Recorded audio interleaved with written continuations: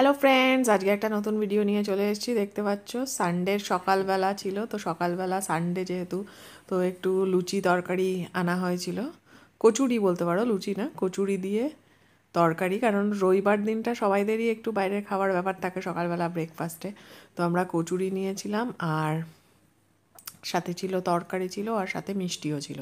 তো এই দেখো, এই যে এই কচুরির যে তরকারিটা, সেটাকে বেশ ভালো করে মানে মিক্স করা হচ্ছিল, যাতে সব উপরের ঝোলটা যাতে না থাকে আর পুরোটাই যাতে মিক্স হয়ে যায়। এই যে বাটি করে দেখো, এই যে নিয়ে নিচ্ছি আমরা। তো রবিবার দিনকে একটা স্পেশাল স্পেশাল ভাব থাকে, এইটা খাবো ওটা খাবো করতে থাকি। তো সকালের জন্য এই খাবারটা হলো সব থেকে বেস্ট, কচুরি আর সাথে হলো তরকারি।